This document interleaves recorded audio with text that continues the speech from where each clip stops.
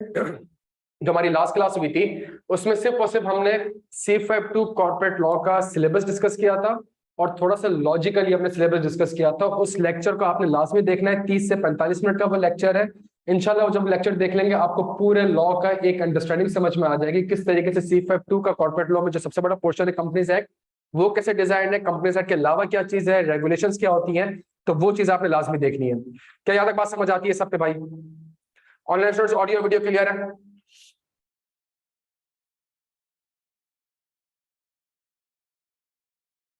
हाँ करवा देंगे। ऑनलाइन स्टूडेंट्स अगर आप जवाब देने तैयार है वैसे तो मैं क्लास स्टार्ट करूं फिर।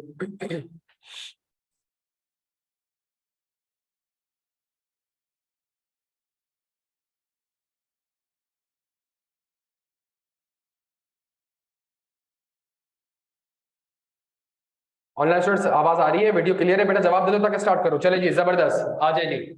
आज का पहला टॉपिक हमारा बैंकिंग ऑर्डिनेंस 1962।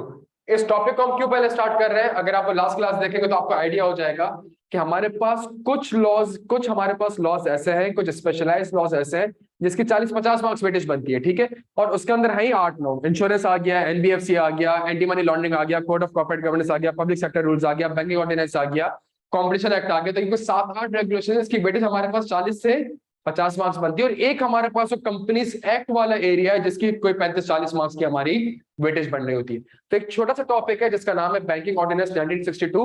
इसको पढ़ने के 2-3 रीजन है। एक और रीजन हमारा ये है कि जब हम इसको पढ़ेंगे इंशाल्लाह तो हमें थोड़ा सा ये समझ में आ जाएगा कि रेगुलेशंस क्या होती है, ऑर्डिनेंस क्या होता है, एक्ट क्या होता है, ये बैंकिंग ऑर्डिनेंस से किसके ऊपर अप्लाई होगा, किस तरीके से यहाँ से चीजें कंपनीज एक्ट में चली जाएंगी, कंपनीज एक्ट में कुछ और लिखा हुआ है, बैंकिंग ऑर्डिनेंस में कुछ और लिखा हुआ है, चीजें आपस में थोड़ी सी कॉन्फ्लिक्ट करेंगी। तो लॉ को पढ़ना कैसे है, लॉ को लिंक कैसे करना है, हम ये तभी काम कर सकेंगे जब हम थोड़ा सा इंशाल्लाह आज की क्लास को, तो आज की क्लास में प्यारे बच्चों थोड़ा सा अटेंटिव रहना है आप लोगों ने और थोड़ा सा समझने की कोशिश करनी है कि हमने इसको किस तरीके से लेके चलना है।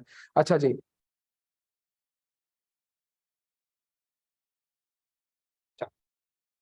हम पढ़ने क्या जा रहे हैं? हम पढ़ने जा रहे हैं banking ordinance 1962। Banking ordinance 1962 apply किसके ऊपर होगा?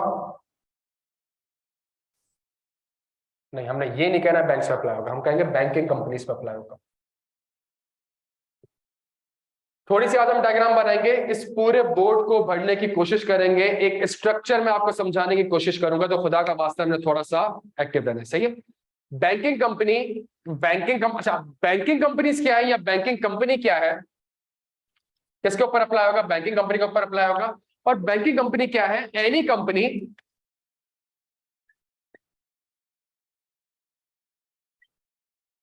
which transacts the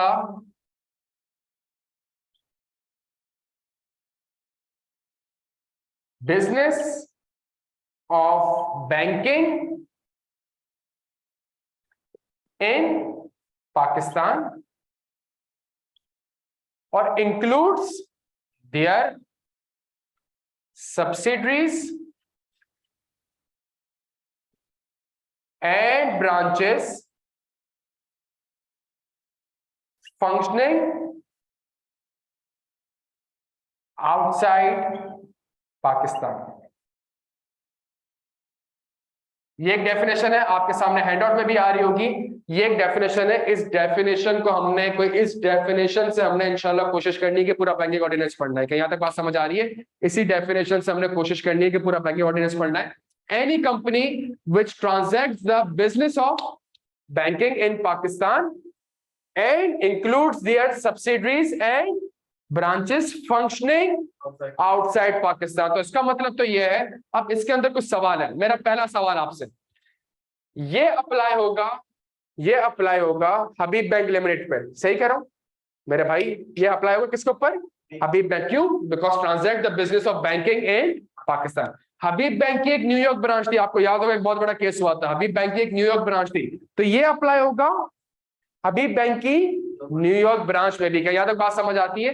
इसी तरीके से हबीब बैंक की कुछ सब्सिडीज है, वहां पे ब्रांच का कॉन्सेप्ट नहीं है, वहां पे कंपनी का कॉन्सेप्ट है, वहां पे कोई सब्सिडी बनाई गई है। आपका बैंकिंग ऑर्डिनेंस US तक भी जाएगा, UK तक भी जाएगा, माल्टा तक भी जाएगा। ऑनलाइन वालों का यहाँ तक बात समझ आ रही है हमें? ये क्लियर हम सारे यहाँ पे। तो इस डेफिनेशन से कुछ वर्ड्स हैं, इस डेफिनेशन में कुछ वर्ड्स हैं, और जैसे जैसे मैं आपसे सवाल करता रहूंगा फिर हम जाके इसी डेफिनेशन में आते रहेंगे और मजीद सेक्शंस को पढ़ते रहेंगे। मेरा आपसे एक सवाल है, मेरी पहली इलस्ट्रेशन आपके सामने ये है, इलस्ट्रेशन 1, मैं I1 लिख रहा हूं, आईसीबीसी, इसका ऑडिट करता हूं मैं, इसका नाम है industrial and commercial bank of China. सही है, ये industrial and commercial bank of China है। ये पाकिस्तान में कोई कंपनी नहीं है, ये कंपनी इनकॉर्पोरेट हुई है चाइना में, चाइना के लॉ के हिसाब से। यहां पे क्या खोला हुआ है उसने, पाकिस्तान में क्या खोली हुई है प्यारे बच्चों, जल्दी से बता दें। पाकिस्तान में उसकी एक ब्रांच है, पाकिस्तान में उसकी एक, तभी इसका नाम industrial and commercial bank of China है। लिमिटेड शिमिटेड लिखा हुआ नहीं आ रहा है, हबीब बैंक लिमिटेड है, अब यहां बनी है। सही है, Habib bank limited, united bank limited है, यहां बनी है। तो जब यहां बनी है तो कंपनी से industrial and commercial bank of China में कोई लिमिटेड वगैरह का वर्ड, बिकॉज ये कंपनी नहीं है। ये क्या है पाकिस्तान में, ये पाकिस्तान में ब्रांच है। क्या आईसीबीसी के ऊपर बैंकिंग ऑर्डिनेंस 1962 अप्लाई होगा? जल्दी छेती छेती। हाँ जी, ऑनलाइन स्टूडेंट्स आप लोगों ने भी जवाब देना है, क्या बैंकिंग ऑर्डिनेंस अप्लाई होगा? आईसीबीसी कहां लिखा हुआ है? हाँ जी, विच ट्रांजैक्ट्स द, लेकिन वो लिखा हुआ है any company, but this is not the company. Banking company, banking ordinance किसके ऊपर अप्लाई होगा? बैंकिंग कंपनी के ऊपर। और बैंकिंग कंपनी की डेफिनेशन क्या है? Any company, branch is not a company, वो तो उसके एक्ट। अच्छा, which transacts the business of banking in Pakistan. तो ये बैंकिंग की डेफिनेशन क्या है, थोड़ा सा इसको देख लेते हैं। यहां पे मैं आपके सामने लिखता हूं किस चीज की डेफिनेशन, बैंकिंग की डेफिनेशन। अब इन सवालात को पढ़ते हुए मैं यहाँ पे एक स्टार बना रहा हूं और एक स्टार यहाँ पे बैंकिंग की डेफिनेशन लिख रहा हूं। बैंकिंग की डेफिनेशन क्या है? अगर आप डिपॉजिट एक्सेप्ट कर रहे हैं, किससे? पब्लिक से, जनरल पब्लिक से आप क्या एक्सेप्ट कर रहे हैं? डिपॉजिट एक्सेप्ट कर रहे हैं। क्यों डिपॉजिट एक्सेप्ट कर रहे हैं? ताकि आप इसको लैंड कर सके, ताकि आप उसको इन्वेस्ट कर सके। क्या यहां तक बात समझ आती है? अगर कोई बंदा ये काम कर रहा है कि वो डिपॉजिट एक्सेप्ट कर रहा है और ताकि आगे लैंड कर सके, इन्वेस्ट कर सके, और मीनवाइल वो पे ऑर्डर भी बना रहा है, वो चेक्स भी, इसका मतलब है वो कहां फॉल कर जाएगा? वो बैंकिंग बिजनेस में फॉल कर जाएगा। और जो बैंकिंग बिजनेस करेगा वो बैंकिंग कंपनी कहलाएगी, और जो बैंकिंग कंपनी कहलाएगी, बैंकिंग ऑर्डिनेंस उनके उनके ऊपर अप्लाई हो रहा होगा। क्या यहां तक बात समझ आती है? डन हो गया भाई। अच्छा, तो इसका मतलब यह है, इसका मतलब यह है, चूंकि आईसीबीसी भी यही काम कर रहा है, आईसीबीसी भी काम क्या कर रहा है? यही काम कर रहा है कि डिपॉजिट ले रहा है जनरल पब्लिक से, आगे पैसा इन्वेस्ट कर रहा है, लोगों को लोन दे रहा है। तो इसका मतलब है चूंकि वो बिजनेस, बैंकिंग बिजनेस कर रहा है, तो इसके ऊपर ये बैंकिंग कंपनी कहलाएगी, और जब बैंकिंग कंपनी कहलाएगी तो इसके ऊपर बैंकिंग ऑर्डिनेंस 1962 अप्लाई हो जाएगा। मसला ये है, मसला है कंपनी का। यहां एक कॉन्फ्लिक्ट है कि बात तो वही आ गई सर, ठीक है, लेकिन कहता क्या है? Any company. सर वो कंपनी तो फिलहाल नहीं लग रही मुझे। सही है, वो कंपनी। अच्छा, कंपनी की डेफिनेशन क्या है? इसके लिए मैं यहां पे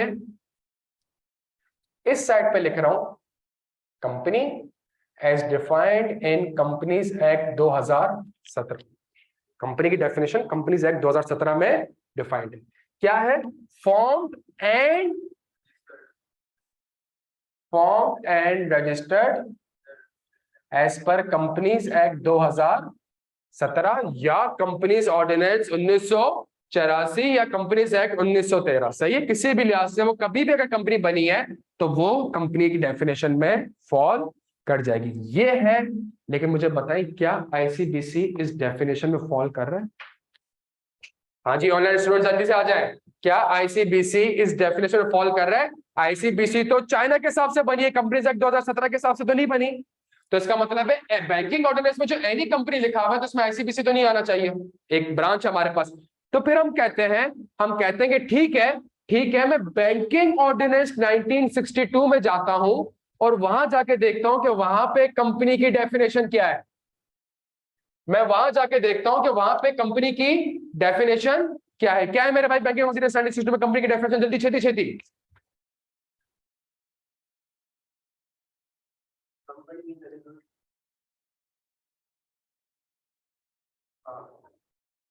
और क्या लिखा हुआ है आगे? बैंकिंग ऑर्डिनेंस की डेफिनेशन में लिखा हुआ है branch of a foreign banking company. तो मैं जब यहां पे कंपनी की डेफिनेशन में आता हूं तो वो कहता है अगर कोई ब्रांच भी है जो पाकिस्तान में खुली है, पाकिस्तान से बाहर जो ब्रांचेस खुली हैं वो यहां फॉल कर रही हैं। कंपनी की डेफिनेशन में आता हूं और वो कहता है कि जी अगर कोई फॉरेन बैंक है जो चाइना में इनकॉर्पोरेट हुआ है, उसकी जो ब्रांच है और पाकिस्तान में ब्रांच है, वो क्या तस्वुर की जाएगी, वो यहाँ पे क्या तस्वुर की जाएगी, वो यहाँ पे कंपनी, जो it means any company, it means any, इस डेफिनेशन को देखूं, any company means ICBC which transacts the business of banking in Pakistan. ये पाकिस्तान में बैंकिंग बिजनेस कर रहा है, तो इसका मतलब है ये बैंकिंग कंपनी की डेफिनेशन में फॉल कर जाएगा और इनके ऊपर भी बैंकिंग ऑर्डिनेंस 1962 अप्लाई।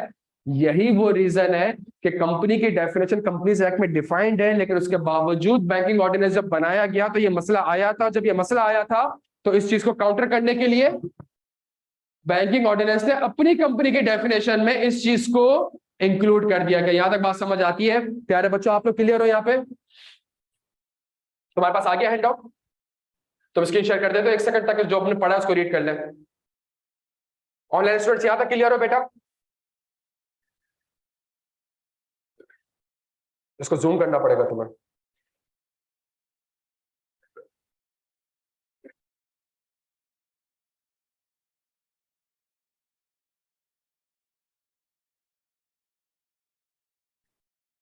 तो अगर हम देखें बैंकिंग कंपनी की, अगर मैं डेफिनेशन पढ़ूं, banking company means any company which transacts the business of banking and includes their branches and subsidies functioning of banking companies incorporated in, तो मतलब ये अप्लाई हो रहा है HBL के ऊपर, ये अप्लाई हो रहा है नेशनल बैंक ऑफ पाकिस्तान के ऊपर, ये अप्लाई हो रहा है UBL के ऊपर, यहाँ पे भी, और जो उनकी ब्रांचेस है सब्सिडीज पाकिस्तान से।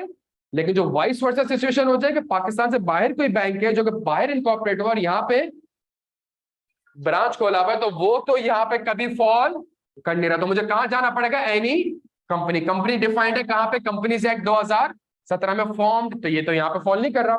मैं वापस से कंपनी की डेफिनेशन के लिए कहां गया? मैंने कहा मैं जाके देखूं बैंकिंग ऑर्डिनेंस में क्या कंपनी की डेफिनेशन है। जब मैं बैंकिंग ऑर्डिनेंस में company means any company which may be bound and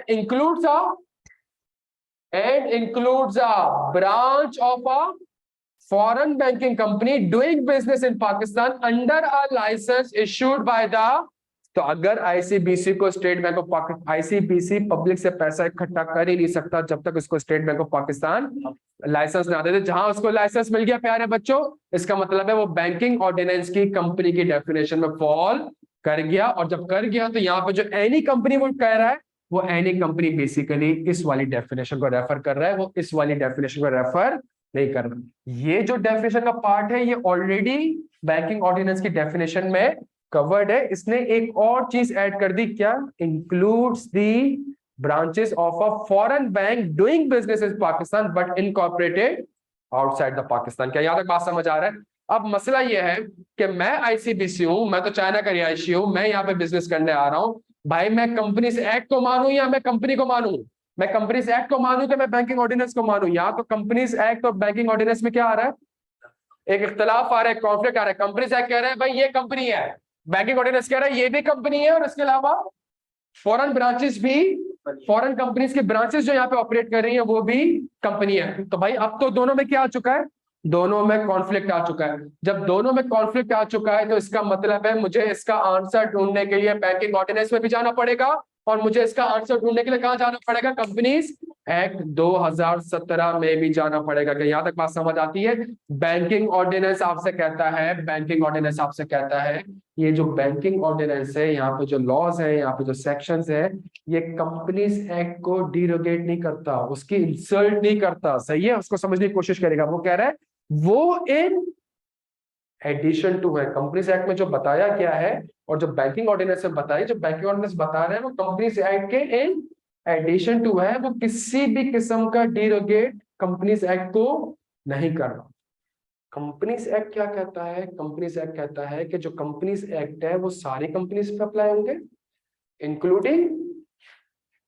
including लेकिन जहां बैंकिंग कंपनीज के जो बैंकिंग ऑर्डिनेंस है और जहां कंपनीज एक्ट है, अगर दोनों आपस में कॉन्फ्लिक्ट कर जाएगा तो कौन प्रिवेल करेगा? कौन प्रिवेल करेगा? बैंकिंग। तो इसका मतलब है कंपनी की डेफिनेशन के लिए मुझे कहां पे जाना पड़ेगा? मुझे कहां पे जाना पड़ेगा? मुझे बैंकिंग ऑर्डिनेंस की तरफ जाना पड़ेगा। क्या यहां तक बात समझ आती है? तो जब आप मुझसे बहस करेंगे सर ये लूं या वो लूं, तो इसका आंसर भी लॉ से ही निकलेगा कि लॉ क्या कहता है कि अगर एक शख्स के ऊपर दो कानून अप्लाई हो रहे हैं तो लॉ लाजमी आपको बताएगा कि भाई प्रिवेल कौन सा करेगा। अगर एक कंपनी है और उस कंपनी में फेडरल गवर्नमेंट की या फेडरल गवर्नमेंट की 50% से ज्यादा होल्डिंग है तो उसके ऊपर पब्लिक सेक्टर रूल्स भी अप्लाई हो रहा है। लेकिन वो कंपनी जो है वो लिस्टेड भी है तो उसके ऊपर तो कोड ऑफ कॉर्पोरेट गवर्नेंस भी अलाउ हो रहा है। तो ये लॉ मुझे बताएगा कि अगर दोनों में कॉन्फ्लिक्ट आया तो कौन सा प्रिवेल करेगा। क्या यहां तक बात समझ आती है प्यारे बच्चों? तो ये जो चीज है इसके ऊपर हम जल्दी से सेक्शन 8 कर लेते हैं। आ जाए यार, तुम स्क्रीन तो हटाते ना, तुमने मुझे रखी हुई थी ना। अच्छा जी, ये जो हम पढ़ रहे हैं प्यारे बच्चों इसके ऊपर जल्दी से आ जाओ। अब बैंकिंग ऑर्डिनेंस कुछ और डिफाइन कर रहा है, कंपनी कुछ और डिफाइन कर रहा है। तो एप्लीकेशन, उसके बीच में मैंने क्या लिख दिया? Application of other laws not bound the provision of this ordinance shall be in addition to and not save as hereinafter expressly provided in derogation of the Companies Ordinance 1984 and any other law for the time being in। इसका मतलब क्या है? Banking ordinance में आपको नहीं बताया गया होगा कि मीटिंग कब करनी है। बैंकिंग ऑर्डिनेंस में आपको नहीं बताया गया होगा मीटिंग कब करनी है। तो जो चीजें बैंकिंग ऑर्डिनेंस ने नहीं बताई वो कहां से देखनी पड़ेगी? वो कंपनीज एक्ट से देखनी पड़ेगी। हाँ, जो चीजें इसने बताई है, और अगर वो कंपनीज एक्ट, भाई जो चीज ने बताई नहीं तो कॉन्फ्लिक्ट आ ही नहीं सकता। ये बात समझ? जो चीज इसने बता दी और अगर कॉन्फ्लिक्ट आ गया, तो इसके लिए अगर आप देखें अब दोनों डेफिनेशन के दरमियान एक कॉन्फ्लिक्ट है। अगर कॉन्फ्लिक्ट है तो स्क्रीन शेयर करिएगा अब्दुल साहब। और अगर दोनों के दरमियान कॉन्फ्लिक्ट है तो सेक्शन 505 आ गया कंपनीज एक्ट का। और वो कहता क्या है? Application of the act to companies governed by the special enactments, the provision of this act shall apply to the banking companies except in so far as the said provisions are inconsistent with the provision of the Banking Companies Ordinance 1962। तो company की definition company act कुछ और कहता है, banking ordinance कुछ और कहता है। किसकी बात मानूं? किसकी बात मानूं? बैंकिंग ऑर्डिनेंस 1962 की बात मानूं। क्यों? कंपनीज एक्ट खुद ही हार मान चुका है। किसके अगेंस्ट? बैंकिंग ऑर्डिनेंस के अगेंस्ट खुद ही हार मान चुका। उसने क्या कहा कि जी अगर कोई कॉन्फ्लिक्ट आएगा कौन प्रिवेल करेगा? बैंकिंग ऑर्डिनेंस प्रिवेल करेगा। तो इसका मतलब है मैं कंपनी की डेफिनेशन ये लूंगा। तो अगर पेपर में एक सवाल इस तरीके से आ जाए कि फॉरेन ब्रांच है, पाकिस्तान में इनकॉर्पोरेट हुई है, सही है, एक फॉरेन कंपनी है जिसने पाकिस्तान में एक ब्रांच ओपन करी है, मुझे बताएं क्या इसके ऊपर बैंकिंग ऑर्डिनेंस अप्लाई होगा? तो आप कहेंगे कंपनीज एक्ट के हिसाब से बैंकिंग कंपनी की डेफिनेशन है any company. The company, the word company is defined in Companies Act 2017 as follows. The word company defined in the banking ordinance is as follows. There is a conflict between both the definition. Therefore, as per section 505, if there is any conflict between the banking ordinance and the Companies Act, the banking ordinance shall prevail. The banking company की definition में it includes a foreign company या branch of a foreign banking company, therefore the banking ordinance 1962 shall apply to such branches। क्या यहाँ तक बात समझ आती है? ऑनलाइन स्टूडेंट्स यहाँ पे क्लियर है प्यारे बच्चों?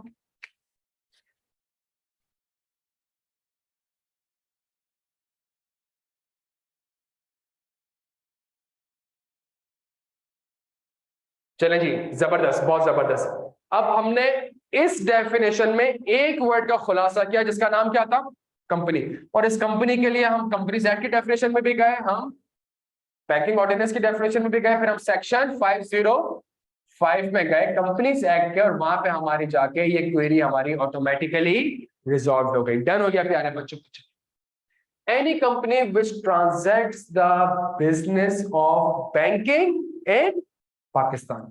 तो अगर आईसीबीसी भी पाकिस्तान में बैंकिंग बिजनेस कर रहा है तो बैंकिंग बिजनेस की डेफिनेशन क्या है? डिपॉजिट एक्सेप्ट करना ताकि आगे लैंड कर सको, इन्वेस्ट कर सको और पे ऑर्डर वगैरह इश्यू कर सको। इस डेफिनेशन में एक छोटा सा मसला है और मैं वापस से रिपीट कर दूं। यूनिलेवर यूनिलेवर पब्लिक से, पब्लिक को टीएफसी इशू करती है, इशू कर सकती है वो, सही है, पब्लिक को टीएफसी इशू करती है। और टीएफसी इशू क्यों कर रही है? पब्लिक से पैसा लेती है। क्यों पैसा लेती है? ताकि आगे आगे क्या कर सके, आगे इन्वेस्ट कर सके। कहाँ इन्वेस्ट कर सके? प्लांट एंड मशीनरी में इन्वेस्ट कर सके, ताकि उससे प्रोडक्शन करे, प्रोडक्शन करके जो पैसा कमाए वो वापस से रीपे कर दे। सही है, रीपे कर दे।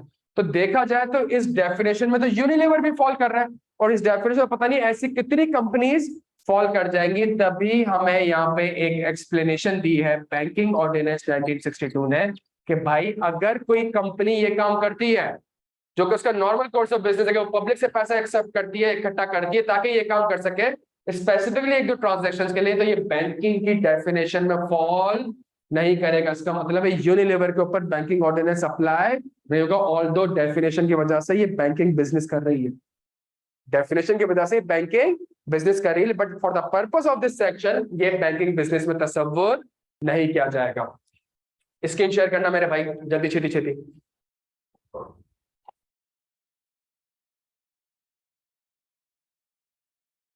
तो जो सेक्शन पढ़ा रहा हूं साथ ही रेट करा रहा हूं, डन हो गया? अच्छा जी,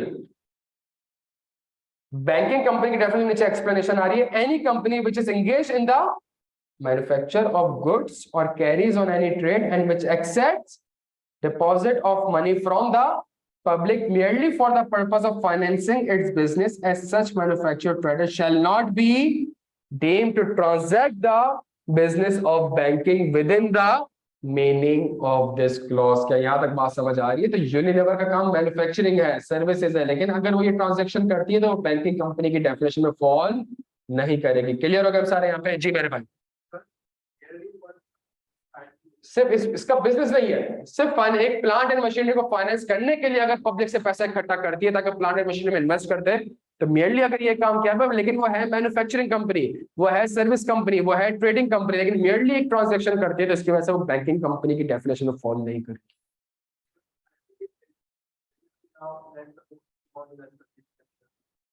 यहाँ पे इन्वेस्ट प्लांट एंड मशीनरी में ना करें, शेयर्स में कर दे तब भी एक बात है, तब लोन लेके आगे लोन दे दे तब भी यही बात है, मतलब यहाँ फॉल कर जाएगी। हाँ जी, हाँ, यस यस यस, मतलब ये तो लाजमी है कि आप मैन्युफैक्चरिंग या ट्रेडिंग या सर्विसेज कंपनी हो और आपने इसके अलावा एक ट्रांजैक्शन मेयरली ये कर ली कि आपने पब्लिक से पैसा इकट्ठा कर लिया ताकि आगे इन्वेस्ट कर दे। तो अगर ये दोनों कंडीशन पूरी हो भी रही है तो आप बैंकिंग कंपनी की डेफिनेशन में फॉल नहीं करोगे। इसका मतलब क्या है? यहाँ पे वर्ड क्या यूज हो रहा है? Manufacturing, trading. तो इसका मतलब है ये जो लिखा हुआ है any company which transacts the business, यहाँ एक बिजनेस के ऊपर आपके, मैं दो स्टेरिक लगा रहा हूं यहाँ पे, यहाँ एक बिजनेस के ऊपर आपके पास प्रोहिबिशन है, और वो प्रोहिबिशन क्या है कि आप किसी भी किस्म की ट्रेडिंग या मैन्युफैक्चरिंग नहीं कर सकते। नेशनल बैंक बैठ के प्लांट एंड मशीनरी की कंस्ट्रक्शन नहीं कर सकता, नेशनल बैंक बैठ के लैपटॉप नहीं बेच सकता, नेशनल बैंक चेयर्स नहीं बना सकता, वो किसी भी किस्म की ट्रेडिंग या मैन्युफैक्चरिंग नहीं कर सकता। तो अगर कोई कंपनी ट्रेडिंग या मैन्युफैक्चरिंग कर रही है तो इसका मतलब है वो बैंकिंग कंपनी तो हो ही नहीं सकती।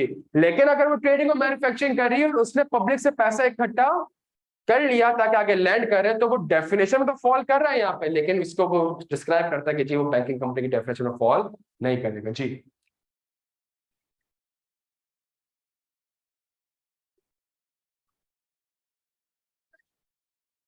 यस,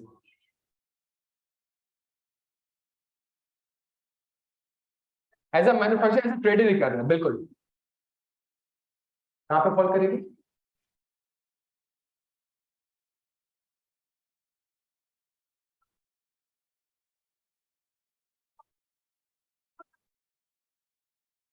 हाँ, नहीं फिर भी फॉल नहीं करेगा ना, तो बस अगर वो मैन्युफैक्चरर है या ट्रेडर है तो दूसरा क्लॉज भी पड़े ना, ट्रेडिंग मैन्युफैक्चरिंग वाला। के अगर एक बैंकिंग कंपनी है वो ट्रेडिंग और मैन्युफैक्चरिंग बिजनेस कर ही नहीं सकती।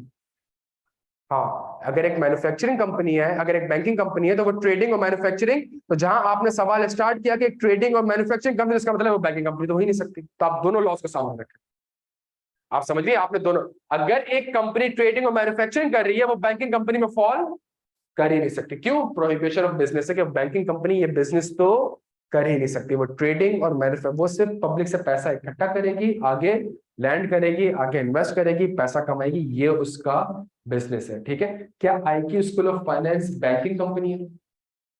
क्या IQ school of finance banking company है? नहीं, हम सर्विस कंपनी है, सही है। लेकिन अगर मैं पब्लिक से पैसा इकट्ठा करूं इसलिए ताकि मैं नए कैंपस में इन्वेस्ट कर सकूं, ताकि मेरे पास रेवेन्यू जनरेट हो, तो टेक्निकली फॉल तो मैं इस डेफिनेशन में कर रहा हूं कि मैंने पब्लिक से पैसा डिपॉजिट किया है, एक्सेप्ट किया और आगे इन्वेस्ट कर रहा हूं। लेकिन वो एक्सप्लेनेशन नीचे दे देता है कि चूंकि आप एक मैन्युफैक्चरिंग, ट्रेडिंग या सर्विस है और मियरली आपने फाइनेंसिंग इसलिए ऑब्टेन करी है ताकि अपने बिजनेस के लिए कर सके, तो आप बैंकिंग कंपनी की डेफिनेशन में फॉल नहीं करोगे। क्लियर हो गया बच्चों? यहां तक ऑनलाइन स्टूडेंट्स आपका क्लियर है बेटा?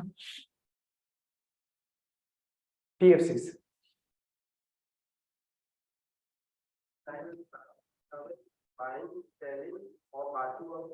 हाँ बिल्कुल बिल्कुल।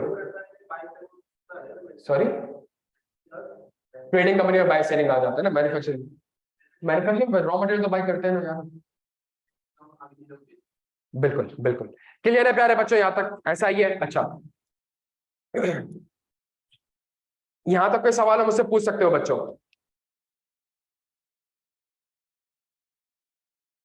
प्यारे बच्चों कोई भी सवाल हो मुझसे पूछ सकते हैं।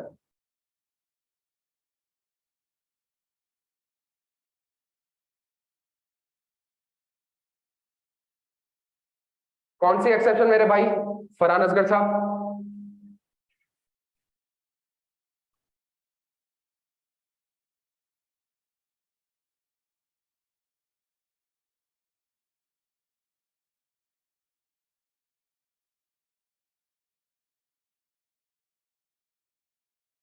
अगर मैं ट्रेड कर रहा हूं, अगर मैं ट्रेड कर रहा हूं तो ट्रेडिंग में मेरे पास ये भी आ जाता है ना, सर्विसेज भी आ सकती है ना, कि मैं आपके साथ सर्विस ट्रेड कर रहा हूं, आप मुझे रिटर्न में इतना बेनिफिट दें। डन हो गया? तो बच्चों ये कौन सा क्लियर हो रहा है? हमें डन हो गया यहाँ पे? अच्छा, तो इसका मतलब है ये अभी तक हम एक डेफिनेशन में ही है। अभी तक हम कहां पर है? एक डेफिनेशन में। और इस डेफिनेशन के अंदर जो वर्ड्स आ रहे हैं उसमें एक वर्ड कौन सा था? बिजनेस का। तो एक बिजनेस के ऊपर आपके ऊपर प्रोहिबिशन है, और वो प्रोहिबिशन ये है कि आप मैन्युफैक्चरिंग या ट्रेडिंग का बिजनेस नहीं कर सकते। आप बार्टर, गुड सर्विसेज, इनका बिजनेस आप नहीं कर सकते। डन हो गया मेरे प्यारे बच्चों? अच्छा, अब मैं वापस से एक वर्ड को पकड़ रहा हूं जिसका नाम क्या है? बिजनेस। मैं वापस इसी वर्ड पे हूं, सही है? तो आप समझ रहे हैं कि हमारे पास 10 वर्ड की डेफिनेशन है, हम इसी में खेल रहे हैं अभी। हमारे पास एक और डेफिनेशन है, इसका नाम क्या है? बिजनेस का। अब जो मैं करने जा रहा हूं वो बिजनेस की डेफिनेशन को लेके चल रहा हूं, और यहां पे मैं ये 3 स्टेरिक बना देता हूं बिजनेस से related.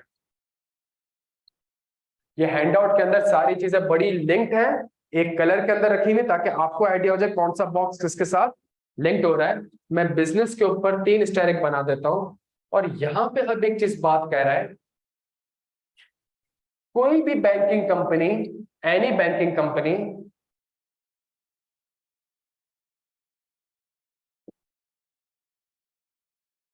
shall not commence its business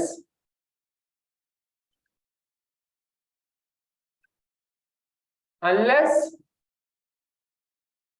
it has minimum paid up capital। ये बैंकिंग ऑर्डिनेंस कह रहा है। कंपनी बनाते भी ऐसी रिक्वायरमेंट थोड़ी होती थी हमारे पास कि आपका इतना minimum paid up capital late से होना चाहिए, सही है? यहां पे आपके ऊपर एक रिक्वायरमेंट कह रहा है unless it has minimum paid up capital. वो पेड अप कैपिटल क्या है? वो जब 1962 में ये बैंकिंग ऑर्डिनेंस बनाया गया था तो उस वक्त लिख दिया गया था एज मे बी प्रिस्क्राइब्ड या specified from time to time, because जैसे जैसे हालात चेंज होते रहेंगे ये मिनिमम पेड अप कैपिटल की रिक्वायरमेंट भी चेंज होती रहेगी। आज की तारीख में 10 मिलियन है। आज की तारीख में कितना है ये? 10 मिलियन। अगर आपने कोई बैंक खोलना है, आपके पास कितने पैसे होने चाहिए? 10 अरब। पब्लिक से पैसा बाद में लीजिएगा, पहले अपना पैसा आपने कंपनी में लगाना। पेड अप कैपिटल है, सही? अनपेड कैपिटल नहीं है। क्यों ज्यादा यार? तो इसमें क्या हो गया यार? 220 करोड़ लोगों से पैसा इकट्ठा करने के लिए तुम अनाउंसमेंट कर रहे हो, तुम्हें एक स्टेट बैंक ऑफ पाकिस्तान इस चीज का लाइसेंस दे रहा है कि 220 करोड़ लोगों से तुम 22 करोड़ लोगों से तो तुम पैसा इकट्ठा कर सकते हो, तो तुम क्या अपना 1 रुपया भी नहीं मिलोगे? तो 22 करोड़ लोगों से तुम पैसा इकट्ठा कर सकते हो, तो 10 बिलियन आपका क्या है मिनिमम। अब ये जो चीज डिफाइंड है ये कहाँ डिफाइंड है? ये सर्कुलर्स में डिफाइंड है, और मसला ये है कि सर्कुलर्स भी 1962 से लेके इतने आ चुके हैं। तो आप अगर हैंडआउट देखेंगे तो हैंडआउट के अंदर आपको क्या दिख रहा होगा? और ये ऐसा नहीं है कि 10 अरब, ये इसने टाइम लिमिट इसने डिफाइन की हुई है। तो सर्कुलर भी मैंने आपको किताब के साथ या हैंडआउट के साथ अटैच कर दिया ताकि, और कलर भी अगर आप देखेंगे तो कलर भी इसका सेम रखा हुआ है, इसलिए सेम रखा हुआ है ताकि ये चीज इस चीज से लिंक्ड हो रही है। मिनिमम पेड अप कैपिटल की रिक्वायरमेंट कितनी प्यारे बच्चों? 10 बिलियन है। क्या यहां तक बात समझ आ रही है? और लिखा क्या है? Will not commence its business. आपको लाइसेंस मिलेगा ही उस सूरत में, या आप बिजनेस कमेंस बिजनेस का मतलब आप पब्लिक से पैसा इकट्ठा उस वक्त तक नहीं कर सकते जब तक आपका 10 अरब रुपया नहीं लग जाता। क्या यहां तक बात समझ आती है? वही सेक्शन है जो कि मैं कंपनीज एक्ट से लिंक कर रहा हूं कि अगर आप एक पब्लिक कंपनी है तो आपको कमेंसमेंट ऑफ बिजनेस का सर्टिफिकेट भी लेना होता था, और उस वक्त तक कमेंसमेंट ऑफ बिजनेस का सर्टिफिकेट आपको नहीं मिलेगा जब तक आपने अपनी इक्विटी ना लगा दी, सब्सक्राइबर मेमोरेंडम ने अपनी इक्विटी ना लगा दी, जब तक आप वो पैसा नहीं लगाएंगे आपको कमेंसमेंट ऑफ बिजनेस का सर्टिफिकेट, अगर कंपनीज एक्ट थोड़ा बहुत याद आ रहा, सेम रिक्वायरमेंट कहां पर है? यहाँ पे भी। क्या यहाँ तक बात समझ आती है बच्चों? ऑनलाइन स्टूडेंट्स क्लियर है हम सारे यहाँ पे?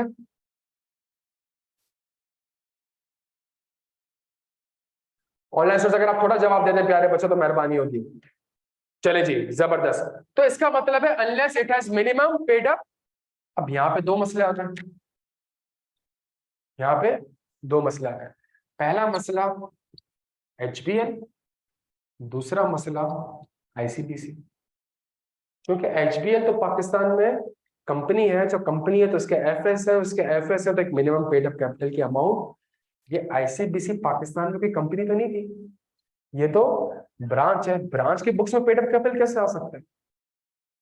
ब्रांच के बुक्स में पेड अप कैपिटल देखे ना, ब्रांच में सीईओ थोड़ी होता है, ब्रांच के डायरेक्टर थोड़ी होते हैं। नेशनल बैंक की 1200 ब्रांचेस है, तो क्या 1200 ब्रांचेस के 1200 बोर्ड ऑफ डायरेक्टर्स होंगे? नहीं, कंपनी तो एक ही है। वो कहाँ पे? वो तो चाइना में। तो उसकी जितनी भी ब्रांचेस है, ब्रांचेस में तो कोई भी, इसमें तो कोई भी पेड अप कैपिटल तो कहाँ पे पड़ा हुआ होगा? चाइना पड़ा।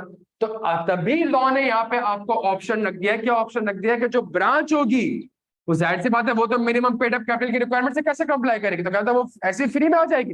मतलब अब मैं बाहर के बंदे को कह रहा हूँ कि यहाँ पे आके ब्रांच खोलो और अपना पैसा ना लगाओ। अब ये अपना पैसा कैसे लगाएगी? अब ये अपना पैसा कैसे लगाएगी? ये स्टेट बैंक ऑफ पाकिस्तान के पास कोई अकाउंट खुलवाएगी और उस अकाउंट में इंटरेस्ट फ्री डिपॉजिट करा देगी। Interest free. State Bank of Pakistan कहेगा पाकिस्तानियों से पैसे निकलवाना है, आ जाए आप, और आपने ब्रांच खोलनी है यहाँ पे, आप आ जाए मेरे पास, मेरे अकाउंट में कितने 10 अरब रुपए, 10 अरब पीकेआर इंटरेस्ट फ्री डिपॉजिट। किसमें? पीकेआर।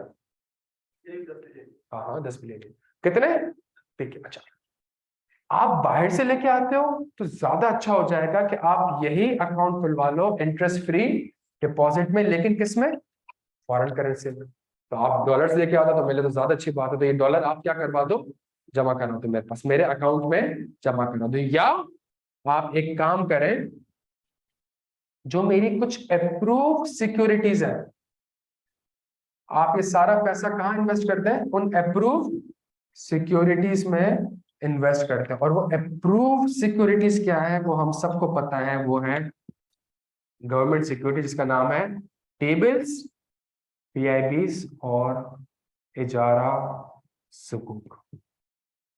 ये कन्वेंशनल है, ये सूद बेस्ड है, ये इस्लामिक है। तो टेबल्स, पीआईबीज और इजारा सुकूक ये भी गवर्नमेंट की सिक्योरिटीज होती है। गवर्नमेंट कहती है, स्टेट बैंक ऑफ पाकिस्तान कहती है मैं कागज का पर्चा दे रही हूँ 100 अरब रुपए, आप ये कागज का पर्चा मुझसे खरीद लें, मुझे दे दे कितने रुपए? 100 अरब रुपए। मैं आपको 5 साल बाद ये 100 अरब की जगह 102 अरब रुपए। तो गवर्नमेंट इस तरीके से पब्लिक से, तो बैंक पब्लिक से पैसा उठाती है, और बैंक के पास जब इतना पैसा होता है तो गवर्नमेंट ऑफ पाकिस्तान बैंक से इसके थ्रू पैसा उठा लेती है। क्या यहाँ तक बात समझ आती है? और इसी चीज को वो अपनी मॉनेटरी पॉलिसी और फिस्कल पॉलिसीज को कंट्रोल्स कर रही होती है। ऑनलाइन स्टूडेंट्स यहाँ तक क्लियर है हमारे?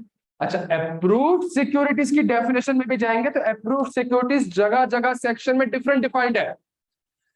हर सेक्शन में अप्रूव्ड सिक्योरिटीज हमारा, अगर मैं अप्रूव्ड सिक्योरिटीज की डेफिनेशन आपके साथ पढ़ूं तो approved securities definition different sections के लिए डिफरेंट तरीके हैं।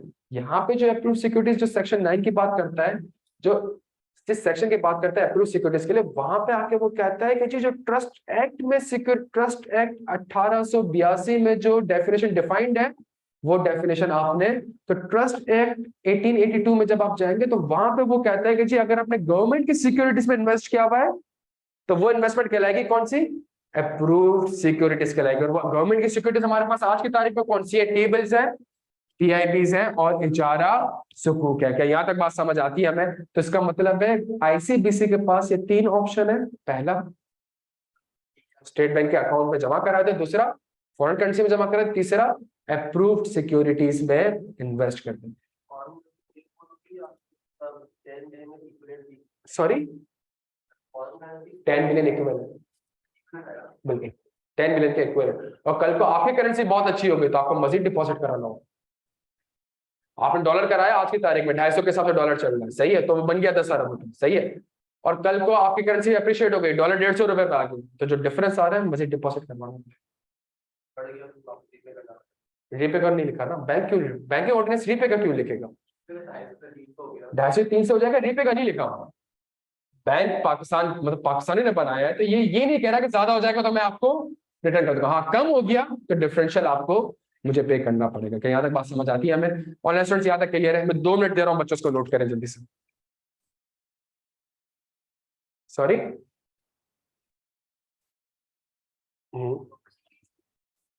बिल्कुल। अगर ये आपने बाहर पाकिस्तान से बाहर इशू करा है तो फॉरेन सिक्योरिटीज है, नहीं बाहर इशू नहीं हो रहा। ये टी-बिल्स भी अभी पाकिस्तान से खरीदा जाएगा, बाहर से नहीं खरीदा जाएगा। आईसीबीसी को इशू नहीं हुआ है, पाकिस्तानी ब्रांच को भी इशू नहीं हुआ है। ये टी-बिल्स पीआईबीस पूरे पाकिस्तान के लिए इशू हुआ है। आईसीबीसी 10 अरब के खरीद ले, स्पेसिफिकली आईसीबीसी के लिए इशू नहीं होता है।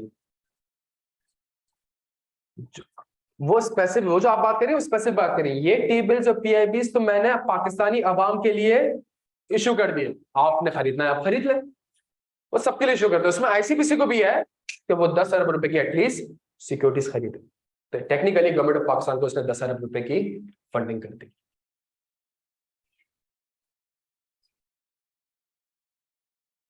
स्टेट बैंक अपना, स्टेट बैंक के पास पैसा होगा, स्टेट बैंक के पास पैसा होगा तभी तो वो आगे गवर्नमेंट को लैंड करेगा। सॉरी, ब्रांच में नहीं आता ना पेड अप कैपिटल, इसलिए ब्रांच के लिए ये रिक्वायरमेंट्स नहीं आ रहा होगा। हेड ऑफिस अकाउंट आ रहा होगा। सॉरी, हाँ तो वो मेरे पास किस तरह, मैंने टी-बिल्स में इन्वेस्टमेंट करी होगी तो मेरे पास इन्वेस्टमेंट टी-बिल्स और पीआईबी आ रहा होगा, रिजर्व आ रहा होगा, बिल्कुल रिजर्व आ रहा होगा। और इसके नीचे डिस्क्लोजर आ रहा होगा, ये रिजर्व इस सेक्शन के तहत माना गया। अगर आप कहेंगे तो मैं आज ही ग्रुप में आपको आईसीबीसी के अकाउंट्स नहीं, जो डिस्क्लोजर है वो आपसे शेयर, आज ही शेयर, उसमें एग्जैक्टली ये लिखा हुआ है। डन हो गया मेरे भाई? तो हम ये समझ आ रहे हैं ना कि ये चीजें यहाँ पे क्यों लिखी हुई, यहाँ पे क्यों नहीं लिखी हुई? तो कंपनी बनी होगी तो 10 अरब का पेड अप कैपिटल तो होना चाहिए। यहाँ पे तो आपने पेड अप कैपिटल तो होगा नहीं आपका, तो यहाँ पे आपने डिपॉजिट करवाना है। डन हो गया बच्चों? अच्छा, जिसको नोट करें 2 मिनट देर में। कोशिश ये कर रहे हैं कि यार देखिए पढ़ना इस तरीके से पढ़ेंगे तो सवाल आएंगे तो इंशाल्लाह रिजॉल्व होंगे, चीजें हमेशा याद रहेंगी, रिटेल रहेंगी आपको, सही है। सेकंड सबसे इंपॉर्टेंट चीज, चीजें बहुत सी जगह पे सिर्फ लिखा हुआ है एज में भी स्पेसिफाइड, स्पेसिफाइड के ऊपर या तो कोई सर्कुलर होगा या कोई नोटिफिकेशन होगा या कोई गाइडलाइंस होंगी या कोई रेगुलेशंस होंगे या कोई रूल्स होंगे, तो वो कनेक्ट करके हमने साथ ही साथ उसके रेगुलेशंस को भी पढ़ना होगा। लाइक अभी थोड़ी देर में हम डिस्कस करेंगे एक चीज जिसका नाम है, अभी हम स्टैट्यूटरी रिजर्व फंड पढ़ेंगे, कैश रिजर्व फंड।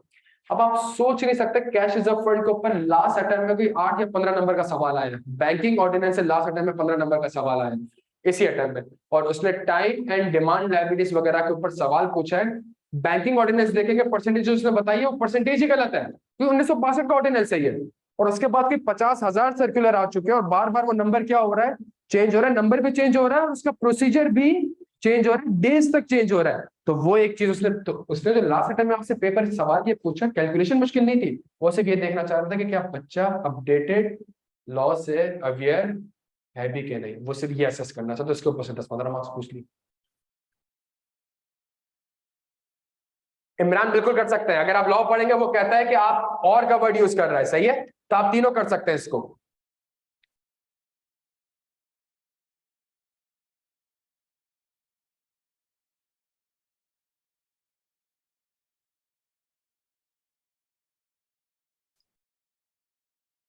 अनइनकम होता है, ऐसा नहीं कि मैंने पीआईबी किसी और के पास गिरवी रखा है, ये नहीं हो सकता ना, गिरवी नहीं रखवा सकता। अनइनकम का मतलब सिक्योरिटी मॉर्गेज चार्ज से पाक होना चाहिए। ऐसा नहीं होता एक सिक्योरिटी मैं आपसे कहूं कि मैंने आपकी सिक्योरिटी खरीद ली 10 अरब की, और ये सिक्योरिटी मैं आगे लैंड कर दूं, गिरवी रखवा दो और 10 अरब रुपए आपसे ले लो, ये नहीं हो सकता। एक ही सिक्योरिटी है तो मैं दो तरफ गिरवी नहीं रखवा सकता ना। अनइनकम्बर्ड का मतलब है उसके ऊपर कोई चार्ज नहीं होना चाहिए। अगर आप बैंक से लोन लेती हैं तो बैंक आपको लोन क्यों देता है? प्लांट एंड मशीनरी के लिए लोन देता है। जब आप प्लांट एंड मशीनरी ले लेती है, वो प्लांट एंड मशीनरी वो कहता है कि जी ये अनइनकम्बर्ड होना चाहिए, इसका मतलब ये प्लांट एंड मशीनरी आप किसी और बैंक के पास गिरवी रखवा दो और उससे भी 10 अरब रुपए ले लें, ये नहीं कर सकते, वो इस चीज का मना कर। इमरान बिल्कुल कर सकते हैं मेरे भाई, बिल्कुल कर सकते हैं। चले जी, ये डन हो गया, ये डन हो गया। तो इसका मतलब है भाई अगर बैंकिंग का बिजनेस पाकिस्तान में करना है, 15-20 मिनट की क्लास और है, बिल्कुल एक्टिव हो जाएगा। बैंकिंग का बिजनेस पाकिस्तान में करना है 10 अरब रुपए, तो या तो लगाओ, लगा नहीं सकते बिकॉज कंपनी नहीं हो, तो हमारे पास डिपॉजिट करा दो, डन हो गया यहाँ पे। अब जब कंपनी बन गई, अब जब कंपनी बन गई तो इस मींस अब ये बिजनेस क्या कर चुकी है? कमेंस कर चुकी है। अब जब बिजनेस कमेंस कर चुकी है प्यारे बच्चों, तो अब एक और रिक्वायरमेंट है जिसका नाम है रिजर्व फंड्स। अब सारे बैंक्स ने क्या मेंटेन करना पड़ेगा? एक रिजर्व फंड मेंटेन करना पड़ेगा। कंपनीज एक्ट अगर आप देखें, रिजर्व फंड की एज सच कोई रिक्वायरमेंट कि अगर आप कंपनी होंगे तो आपको फंड मेंटेन करना पड़ेगा। हाँ, अगर आप बैंकिंग कंपनी है तो banking ordinance in addition to as per company, तो उसको डिरोगेट नहीं कर रहा, लेकिन कुछ एडिशनल रिक्वायरमेंट बता रहा है। वो एडिशनल रिक्वायरमेंट क्या बता रहा है कि हर बैंक ने क्या करना है? हर बैंक ने एक रिजर्व फंड मेंटेन करना है। वो रिजर्व फंड मेंटेन कैसे होगा, इसका फॉर्मूला समझ लीजिए। Reserve fund plus share premium account, मैं एसपीए लिख रहा हूं, reserve fund plus share premium account. अगर इसका बैलेंस आपका एक्सीड कर रहा है, अगर इसका बैलेंस आपका कम है, किससे कम है? पेड अप कैपिटल से कम है। पेड अप कैपिटल वही 10 अरब रुपए, सही है। अगर इन दोनों का बैलेंस, रिजर्व फंड और एसपीए मिला के अगर इसका बैलेंस पेड अप कैपिटल से कम है, तो जो आपका प्रॉफिट होगा, इसका 20% आपने क्या करना होगा? आपने रिजर्व फंड में क्रेडिट करना होगा। क्या यहां तक बात समझ आ रही है? फॉर एग्जाम्पल, अगर रिजर्व फंड में मेरे पास पड़े हुए 20 रुपए और शेयर प्रीमियम अकाउंट में पड़े हुए 70 रुपए, टोटल कितना हो गया? ये 90 रुपए। लेकिन मेरा पेड अप कैपिटल कितना है?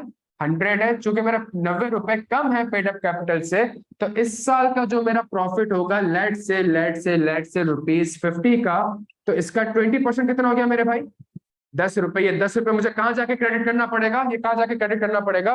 रिजर्व फंड में क्रेडिट। रिजर्व फंड का मतलब ये पैसा रिजर्व है, ये डिविडेंड के थ्रू आप अभी फिलहाल इसको नहीं दे सकते, ये आपने रिजर्व रखना है अपने पास, समझने की कोशिश करिएगा। अगले साल क्या होगा? ये 10 रुपए यहाँ पे हो गया, कितना आ गया?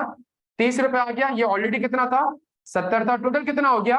100 रुपए से। अगर ये 100 रुपए से एक्सीड कर गया, तो अगले सालों में जो आपने रिजर्व फंड का अमाउंट होगा, वो प्रॉफिट का कितना परसेंट होगा मेरे प्यारे बच्चों? प्रॉफिट का 10% आपने क्रेडिट करना होगा। तो जहां पेड अप कैपिटल से एक्सीड कर जाएगा तो प्रॉफिट का 10%, जब तक पेड अप कैपिटल से एक्सीड नहीं करता प्रॉफिट का 20% आपने लेना होगा। बच्चों के यहां तक बात समझ आती है? ऑनलाइन वालों क्लियर हो बेटा आप लोग?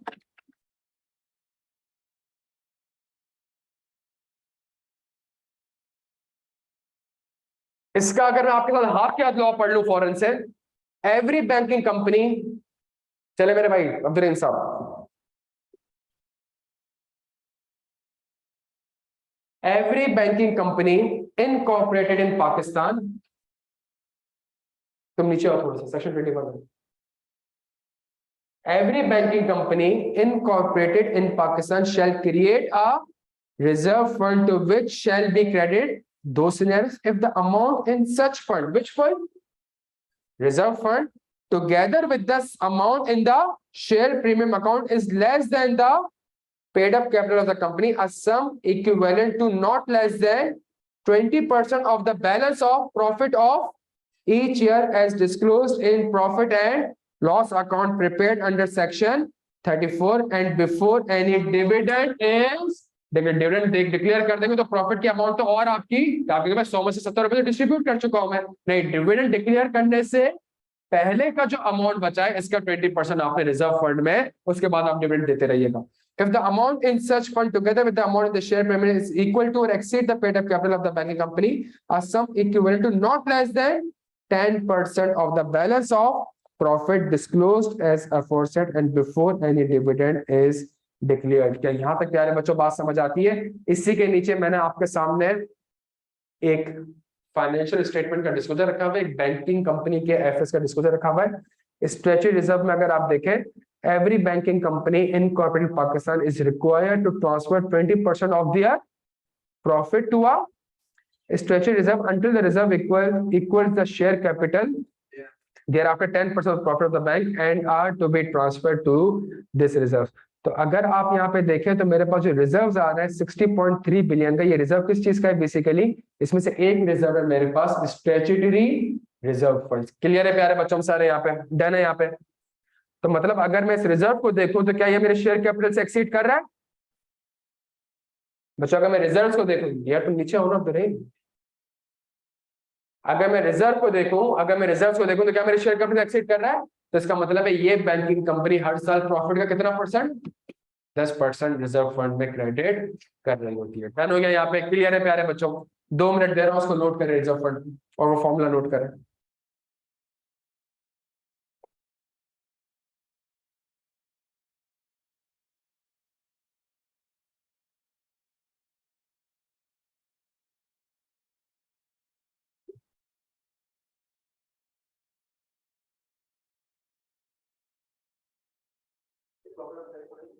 सॉरी 10 अरब रुपए लेकर आओ. अब बिजनेस कर रहे हो और पैसा कमा रहे हो, तो इतना पैसा आपने रिजर्व फंड. इसका रीजन क्या है रिजर्व फंड का? इसका रीजन क्या है रिजर्व फंड? भाई मैंने करा क्या? मैंने 100 रुपए आपसे लिए, 100 रुपए आपको लैंड कर दिया. समझने की कोशिश करिए. जब मैंने 100 रुपए आपसे लिए, आप तो कभी भी मुझसे पैसा मांगने आ सकते हो. मैंने आपको लैंड कर दिया. ऐसा हो सकता है कि आपने प्लांट लगाया और प्लांट लगाया आपने, नहीं चला, कोविड आ गया. आप तो मुझे रीपे, आप मुझे रीपे नहीं कर सकते, तो मुझे बताएं क्या मैं आपको रीपे कर सकूंगा? मैं आपको रीपे नहीं कर सकूंगा. तो इसका मतलब है जो मैंने पिछले सालों में कभी 100 रुपए का लोन दिया था और उससे मैंने पैसा कमाया था, उसका मुझे एक रिजर्व फंड क्रिएट करना पड़ेगा इस वजह से, ताकि कल को आप डिफॉल्ट करें और आप मुझसे पैसे मांगने आए तो मैं आपको पैसा. कभी आपने सुना है कि बैंक के पास आप जब बैंक बोले यार हमारे पास पैसे ही नहीं है रीपे करने के? कभी आप एक 500,000 रुपए का चेक लें या फिर 5 लाख रुपए निकालें और बैंक आपसे बोले यार हमारे पास तो कैश का क्या सब, तो क्यों स्टेट बैंक ऑफ पाकिस्तान ने क्या करे, रेगुलेशंस ऐसी अप्लाई करी, सेक्शन ऐसे अप्लाई करे. एक और सेक्शन सबसे इंपॉर्टेंट, ये तो रिजर्व है ना कि भाई ये पैसा जो कमाया है ना थोड़ा सा रिजर्व रखो. एक और फंड है जो कि आपने मेंटेन करना है जिसका नाम है कैश रिजर्व फंड. इसको समझने की कोशिश करिएगा ये है क्या. इसको आज हम पूरा नहीं पढ़ेंगे, लेकिन इसमें आज जो मसले हैं उसको लाजमी देख लेंगे, ताकि पहली क्लास में हमें थोड़ी सी अप्रोच समझ में आ जाए. चीजें क्यों मुश्किल है, कॉर्पोरेट लॉ क्यों मुश्किल है, इसमें मसले क्या है ये समझ आ जाए. देखें, कैश रिजर्व फंड का मतलब, आप एक डिपॉजिटर हो, आपने मेरे पास पैसा डिपॉजिट करा है 100 रुपए का. मैं क्या चाहूंगा? मैं चाहूंगा मैं इसको भी लैंड कर दूं, मैं इसको भी लैंड कर दूं, मैं इसको भी लैंड कर दूं. क्यों लैंड कर दूं? ताकि मैक्सिमम मैं प्रॉफिट कमाऊं. तो आपने तो मुझे मेरे अकाउंट में पैसा डिपॉजिट करा दिया, लेट्स से करंट अकाउंट में. तो करंट अकाउंट का मतलब आप तो कभी भी विड्रॉ कर सकते हैं. और मैंने उसको 5 साल के लिए प्लांट के लिए लोन दे दिया, उसको 10 साल की एलसी खुलवा के दे दी, उसको 15 साल के लिए लोन दे दिया. अगर आप मुझसे पैसे मांगने आओगे आज और मैं उससे पैसे मांगू तो वो मुझे देगा थोड़ी. वो तो बोलेगा भाई मेरी ड्यू पेमेंट तो 30 दिन बाद ड्यू है, मेरी पेमेंट तो 50 दिन बाद ड्यू है. तो इस चीज के ऊपर बैंकिंग ऑर्डिनेंस ने कहा है कि आपने एक फंड मेंटेन करना पड़ेगा जिसका नाम क्या होगा? कैश. ये पैसा आपके पास कैश में होना चाहिए. ये जो रिजर्व फंड है कैश नहीं है, ये तो एक हाइपोथेटिकल एंट्री है। ये तो एक हाइपोथेटिकल कि ये जो फंड आपने क्रिएट करा इसको डिस्ट्रीब्यूट नहीं कर सकते। भाई मैंने जो कमाया तो मैं डिविडेंड की शक्ल में इसको क्या कर सकता हूँ, डिस्ट्रीब्यूट कर सकता हूँ। ये जो पैसा है आपने डिस्ट्रीब्यूट, आपने अलग से इसको रिजर्व कर दिया कि यार कल को कोई मसला आ गया तो मैं इस फंड को यूटिलाइज कर सकता हूँ। ये जो हमारे पास है कैश इज अ फंड, इसका मतलब है ये आपके पास एक्चुअल में कैश होना चाहिए, या तो आपके पास हो, बैंक के पास हो, या स्टेट बैंक ऑफ पाकिस्तान के पास हो, या स्टेट बैंक ऑफ पाकिस्तान का अगर कोई एजेंट है, जो कि स्टेट बैंक ऑफ पाकिस्तान का एजेंट कौन है, नेशनल बैंक ऑफ पाकिस्तान, उसके पास आपने कैश जमा करवाना है। ये कैश आपके पास होना चाहिए। ये फिजिकल कैश की बात कर रहा है, मतलब कैश एंड बैंक, ये फिजिकल लिक्विडिटी एसेट की बात कर रहा है। और इसका भी एक फंड बनाना है, और ये जो फंड होगा ये डिटरमाइन होगा किसी ना किसी, जो कोई परसेंटेज होगी।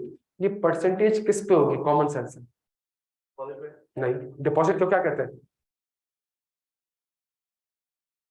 ये परसेंटेज आपकी होगी मेरे प्यारे बच्चों किस चीज के ऊपर, लायबिलिटीज के ऊपर। ये परसेंटेज होगी किसके ऊपर, लायबिलिटीज। लायबिलिटीज भी दो किस्म की होती हैं, time and demand. Demand liability का मतलब करंट अकाउंट, डिमांड लायबिलिटी का मतलब कि मैं कभी भी पैसा, टाइम लायबिलिटी का मतलब आपने कहा मैं आपके पास ये पैसा 5 साल के लिए रखवा रहा हूं, या मैं आपके पास ये पैसा 6 महीने के लिए रखवा रहा हूं, या मैं आपके पास ये पैसा 9 महीने के लिए रखवा रहा हूं। ये कौन सी लायबिलिटी होगी, ये मेरे पास टाइम लायबिलिटी होगी। ये कौन सी लायबिलिटी होगी मेरे पास, ये एक डिमांड लायबिलिटी। क्या याद बात समझ आ रही है? तो मेरे पास, तो बैंकिंग कंपनी करती क्या है, अपनी टाइम लायबिलिटी निकालती है, अपनी डिमांड लायबिलिटीज निकालती है, और इन लायबिलिटीज को एक परसेंटेज से मल्टीप्लाई करती है। जो अमाउंट आता है उस अमाउंट का कैश उनके पास मौजूद होना चाहिए। क्या यहाँ तक बात समझ आती है? क्या यहाँ तक क्लियर है प्यारे बच्चों? अब ये परसेंटेज क्या है, ये सुनिएगा। ये परसेंटेज क्या है, ये बैंकिंग ऑर्डिनेंस 1962 ने बताई हुई है। और बैंकिंग ऑर्डिनेंस 1962 ने जो परसेंटेज बताई हुई है वो परसेंटेज आउटडेट हो चुकी है। उसके ऊपर नए सर्कुलर्स आ गए, शायद 21 या 22 में एक नया सर्कुलर आया है जिसमें उसने परसेंटेज बताई है कि टाइम लायबिलिटी और डिमांड लायबिलिटी के ऊपर आपने किस परसेंटेज से मल्टीप्लाई करना है। फिर एक सर्कुलर है, टाइम लायबिलिटी कैसे डिटरमाइन करूं और डिमांड लायबिलिटी। तो जितने भी आपके करंट अकाउंट के डिपॉजिट्स हैं डिमांड लायबिलिटी हो जाएंगे। और टाइम लायबिलिटी में भी आपने वो लायबिलिटी लेनी है, या तो लायबिलिटी 1 साल से ज्यादा होगी या 1 साल से कम होगी। अगर 1 साल से कम है ये कंसीडर करेंगे, जो 1 साल से ज्यादा है उसको आप कंसीडर, बिकॉज वो तो आपको आज पैसा क्यों रखना है मुझे उसकी चीज से, उस लायबिलिटी से रिलेटेड जो मुझे आज पे करना ही नहीं है, वो मुझे पे कब करना है, वो 1 साल बाद करना है। तो ये सारी कैलकुलेशंस जो है ये बैंकिंग ऑर्डिनेंस में इतनी डिफाइंड नहीं है, और अगर डिफाइंड है भी तो वो सारी की सारी क्या हो चुकी है, आउटडेटेड हो चुकी है। इसके ऊपर हमारे पास बेतहाशा सर्कुलर्स है, नोटिफिकेशन है, ट्रीटमेंट है, और बहुत सी चीजें। अब सुनिएगा, क्या 1 साल से ऊपर की लायबिलिटी लूंगा मैडम, लूंगा। तो 1 साल से ऊपर की लायबिलिटी मतलब आपने मेरे पास सेविंग अकाउंट खुलवाया और मैंने आपको कहा कि मेरे पास डिपॉजिट करा लो, कितने महीने के लिए, 18 महीने के लिए, और 18 महीने के लिए डिपॉजिट कराओ 100 रुपए, 18 महीने बाद मैं तुम्हें 118 रुपए दूंगा। तो ये कौन सी लायबिलिटी हो गई, टाइम लायबिलिटी। क्या ये टाइम लायबिलिटी को मैं परसेंटेज से मल्टीप्लाई करूंगा? नहीं, ये 1 साल के बाद है। लेकिन कल को अगर आप आ जाए 6 महीने बाद तो भाई मुझे जरूरत पड़ गई है, तो अब हाँ कॉन्ट्रैक्ट था, बट इसमें होगा क्या, अगर आप जल्दी आएंगे तो आपका इतना परसेंट हम काट लेंगे। अब क्या करूं? नहीं, तो इसका मतलब है कि आप इसको अब लेस देन 1 ईयर में कंसिडर करेंगे, और इसके ऊपर भी एक लायबिलिटी, एक रिजर्व फंड आपको क्रिएट करना पड़ेगा। क्या यहाँ तक बात समझ आ रही है? 18 आपने मुझसे लिया सेविंग अकाउंट में, कितने महीने के लिए, 18 महीने के लिए। जब आपने सेविंग अकाउंट में 18 महीने के लिए लिया तो मैंने तो इसके ऊपर कोई कैश रिजर्व फंड क्रिएट किया ही नहीं। 3 महीने बाद आप मुंह उठा के आ गए कि मुझे मेरे पैसे वापस चाहिए। तो अगर आप 3 महीने बाद उठा के आए तो इसका मतलब आप 1 साल के अंदर आ गए। अगर आप 1 साल के अंदर आ गए तो आपको एक वर्किंग करनी पड़ेगी कि अगर तो मैंने उस वक्त इसको लेस देन 1 ईयर में ट्रीट किया हुआ होता तो इसकी कितनी लायबिलिटी बनती है, वो लायबिलिटी से आपको कैश रिजर्व फंड क्रिएट करना पड़ेगा, अपडेट कर। ये सारी बातें कहां लिखी हुई है मेरे भाई? ये सारी बातें सर्कुलर्स में लिखी है, सारी बातें डिफाइंड नहीं है। कहाँ डिफाइंड नहीं है? ये वो रीजन है, मैं पढ़ा नहीं रहा, मैं इसके लास्ट में सवाल भी आपसे कराऊंगा, सिर्फ आपको समझाने की कोशिश क्या कर रहा हूं, मेरी पूरी क्लास को समझने की कोशिश करिएगा। या ताला अब्दुल बिल्कुल रेडी रहो, मेरी पूरी क्लास को समझने की कोशिश करें। आज की क्लास का पर्पस क्या है, ताकि आपको समझ में आ जाए कि लॉ को हमने पढ़ना कैसे है, किस तरीके से लॉज आपस में कॉन्फ्लिक्ट करेंगे। हमारे पास बैंकिंग ऑर्डिनेंस अप्लाई होता है किसके ऊपर? बैंकिंग कंपनी के ऊपर। और बैंकिंग कंपनी क्या कहता है? Any company. जब एनी कंपनी में जो ये डेफिनेशन में आपके साथ बैठकर पढ़ता हूं, तो इसमें हबीब बैंक भी आ जाता है, इसमें यूबीएल भी आ जाता है, हबीब बैंक और यूबीएल की सब्सिडरीज और फॉरेन ब्रांचेस भी आते, लेकिन इसमें वो फॉरेन बैंक्स नहीं आते जो पाकिस्तान के हिसाब से नहीं बने, पाकिस्तान के कानून के हिसाब से नहीं बने, लेकिन पाकिस्तान में क्या कर रहे हैं? बिजनेस कर रहे हैं, ब्रांच खोली हुई है, तो ये इस डेफिनेशन में फॉल नहीं कर रहे हैं। तो ये मैं कहां जाता हूं फिर? कंपनी में। कंपनी दो जगह डिफाइंड है, कंपनीज एक्ट में भी डिफाइंड है और बैंकिंग ऑर्डिनेंस में डिफाइंड है। दोनों की डेफिनेशन को अगर मैं देखता हूं तो दोनों की डेफिनेशन में कॉन्फ्लिक्ट आ रहा है। यहां पे अगर डेफिनेशन देखो तो ब्रांच कंपनी में फॉल नहीं करती। बैंकिंग ऑर्डिनेंस की डेफिनेशन में जाके देखता हूं तो वहां वो कहते हैं branch of a foreign banking company. दोनों कुछ और कह रहे हैं, दोनों में कॉन्फ्लिक्ट आ गया। प्यारे बच्चों, किसकी बात मानो?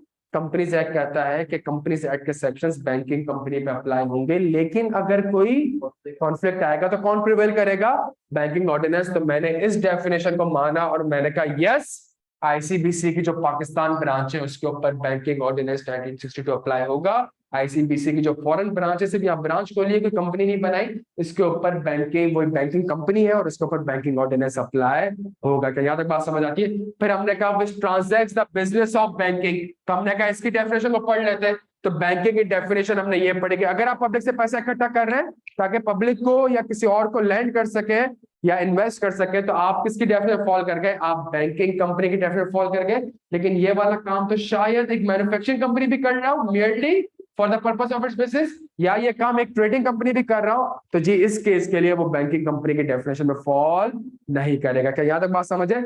जिस तरह वो मैन्युफैक्चरिंग और ट्रेडिंग करके ही शायद ये काम कर सकता है, आपको मना कर दिया गया है कि आप ट्रेडिंग और मैन्युफैक्चरिंग नहीं कर सकते, आपके लिए प्रोहिबिट है। क्या यहाँ तक बात समझ आती है? वर्ड यूज हो रहा है बिजनेस का, इस एक वर्ड के ऊपर हमने दो सेक्शंस पढ़े।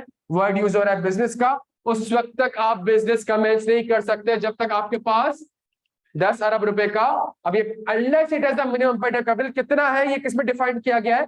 ये सर्कुलर में डिफाइन किया गया है। लेकिन भाई अगर फॉरेन ब्रांच है तो उसके ऊपर भी बैंकिंग ऑर्डिनेंस अप्लाई हो रहा है। तो फॉरेन ब्रांच है तो वो कोई कंपनी थोड़ी है, यहाँ पे उसका कोई पेड अप कैपिटल थोड़ी होगा, उसका कोई सीईओ या डायरेक्टर थोड़ी होगा। तो उसके लिए फिर बैंकिंग ऑर्डिनेंस ने आपको ये तीन ऑप्शन दे दिए कि स्टेट बैंक के पास पीकेआर में जमा करा दो, फॉरेन करेंसी में जमा करा दो, या अप्रूव सिक्योरिटीज में जमा। अप्रूव सिक्योरिटीज क्या है? टेबल्स है, पीआईबीज है। अगर गवर्नमेंट या प्रोविंशियल गवर्नमेंट की कोई सिक्योरिटीज है जिससे अल्टीमेटली पैसा किसके पास जा रहा है? गवर्नमेंट के पास जा रहा है, ये अप्रूव सिक्योरिटीज कहलाएगा। अगर ये कंपनी बैठ के हैस्कॉल के शेयर्स खरीद लेती है या हैस्कॉल की टीएफसी में इन्वेस्ट करती है, ये अप्रूव सिक्योरिटीज नहीं कहलाएगा। क्या यहाँ तक प्यारे बच्चों बात समझ आती है? फिर अगली चीज हमने पढ़ी रिजर्व फंड। रिजर्व फंड हमने पढ़ा, आसान लगा। जब अगली चीज हम आए कैश रिजर्व फंड में, तो बैंकिंग ऑर्डिनेंस में इसके ऊपर इतनी गाइडेंस प्रोवाइड नहीं की गई, तभी साथ साथ क्या आते रहते हैं। तो एक छोटी सी चीज के लिए हमें बैंकिंग ऑर्डिनेंस में भी जाना पड़ेगा, एक छोटी सी चीज का आंसर ढूंढने के लिए हमें बैंकिंग ऑर्डिनेंस से कंपनीज एक्ट में भी जाना पड़ेगा, और उसके ऊपर अगर कोई रेगुलेशन या कोई सर्कुलर्स होंगे तो उनको भी रेफर करना पड़ेगा। इस वजह से लॉ बच्चों को थोड़ा सा मुश्किल लग रहा होता है, बट अगर आप उसको थोड़ा तमीज से पढ़ेंगे, लॉ को पढ़ने की तमीज थोड़ी सी आ जाएगी, इंशाल्लाह सब्जेक्ट मुश्किल नहीं होगा, बल्कि सब्जेक्ट आपके लिए बहुत ज्यादा इंटरेस्टिंग होगा। क्या ये बात समझ आती है बच्चों? ऑनलाइन स्टूडेंट्स यहाँ तक क्लियर हो मेरे प्यारे बच्चों? आप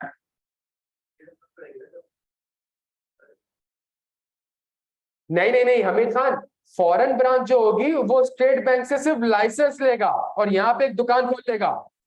वो स्टेट बैंक से लाइसेंस लेगा और यहाँ पे एक दुकान खोल लेगा और पब्लिक से पैसा इकट्ठा करेगा और स्टेट बैंक के पास 10 अरब रुपए जमा करा देगा।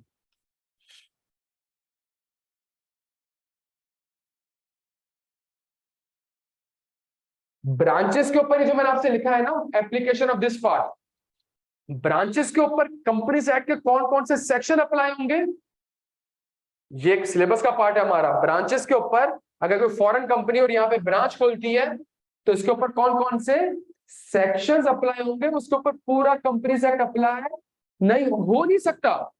ब्रांच है तो कोई एजीएम थोड़ी हो रही होगी उसकी, तो एजीएम का सेक्शन कैसे अप्लाई होगा उसके ऊपर यार? एजीएम तो कंपनी की हो रही होगी। नेशनल बैंक की 1200 ब्रांचेस है, तो 1200 ब्रांचेस की कोई एजीएम थोड़ी होती है, 1200 एजीएम थोड़ी होंगी ना। नेशनल बैंक की एक कंपनी की एजीएम हो रही होगी। तो अगर कोई ब्रांच है तो कौन सा सेक्शन, तो एक हमारे कंपनी सेक्टर सिलेबस का पार्ट है जो कि कहता है ये स्पेसिफिक सेक्शन किन के ऊपर अप्लाई होंगे, ये ब्रांचेस वगैरह के ऊपर, या लाइसेंस ऑफिस के ऊपर, या ऐसे बंदे के ऊपर जो कि पाकिस्तान में बिजनेस कर रहा है उसके ऊपर। उसके अंदर बैंक की ब्रांचेस भी आ जाएंगे, उसके बाद उसके अलावा भी अगर कोई ब्रांचेस है वो भी उसके अंडर फॉलो कर जाएंगे। क्या याद है, बात समझ आती है ऑनलाइन स्टूडेंट्स? आप लोग क्लियर हो बेटा? कोई सवाल?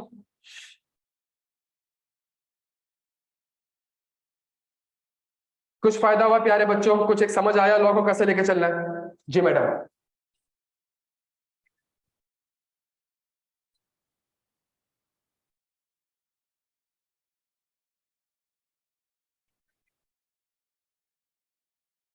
वो भी नहीं, अगर वो पीएसओ के शेयर्स में ले लेगा तब भी नहीं होंगे, क्योंकि पीएसओ के शेयर्स अगर वो लेगा ओपन मार्केट से लेगा ना, पीएसओ के पास तो पैसे नहीं आएंगे।